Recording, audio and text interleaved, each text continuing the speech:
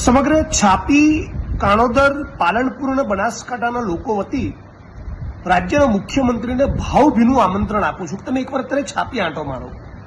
તમે જે પ્રમાણેના વિકાસની ડંફાસો મારી છે, તમે નાગરિકો માટે બહુ મૃદુ છું, સંવેદનશીલ હોવાની જે બડાસો ફૂંકી છે, એક અડધો કલાક માટે તમે છાપી પાલનપુર હાઈવે પર આવીને ઉભા રહો અને તમને ખબર પડે તમારે વિકાસની વાસ્તવિકતા શું છે.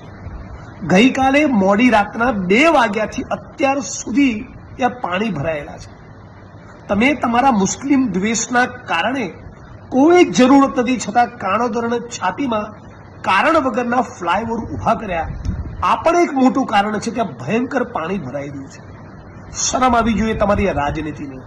આજે ત્યાં ગાડી મહેસાણા બાજુથી, અમદાવાદ મહેસાણાથી વડગામ પાલનપુર છાપી આવી રહેલા અને છેક નડાબેટથી અમદાવાદ મહેસાણા તરફ જઈ રહેલા નાગરિકો હજારોની સંખ્યામાં જે પરેશાન થયા છે, એનો રાજ્યની સરકારને કોઈ અંદાજ છે?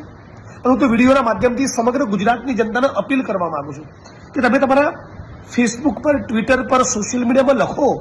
આખા ગુજરાતને ખબર પાડવી જોઈએ કે ગુજરાતના માર્ગ અને મકાન મંત્રી કોણ છે. ગુજરાતના મુખ્યમંત્રી ભૂપેન્દ્રભાઈ પટેલ એ પોતે ગુજરાતના માર્ગ અને મકાન મંત્રી છે. અને એ છતાં જે રાજ્યનો સીએમ પોતે માર્ગ અને મકાન મંત્રી હોય, એ છતાં આટલા રોડ રસ્તામાં પાણી ભરાય, આટલા રોડ રસ્તા તૂટે, શહેરમાં ભૂવા પડેલા હોય, ફ્લાયઓવર તૂટી જાય, મોટા મોટા બ્રિજ કોલેપ્સ થઈ જાય. મને લાગે છે મુખ્યમંત્રી થોડીક સંવેદના બતાવીને સમગ્ર ગુજરાતના તમારા ડિપાર્ટમેન્ટના માણસોનો કહો, આખા ગુજરાતના ખૂણે ખૂણે નીકળી જાય. આ તમે શું કરી રહ્યા છો? એક હાઈવે 15 કલાકથી બંધ હોય, પાણી 12 કલાક સુધી ભરાયેલું તમારું વહીવટી તંત્ર કરે છે શું? તમને કે શરમ આવે છે?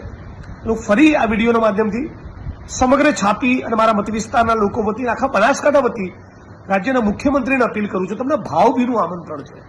આ ભીના માહોલમાં, વરસાદના માહોલમાં એક અડધો કલાક તો છાપી આંટો મારો, તમને ખબર પડે.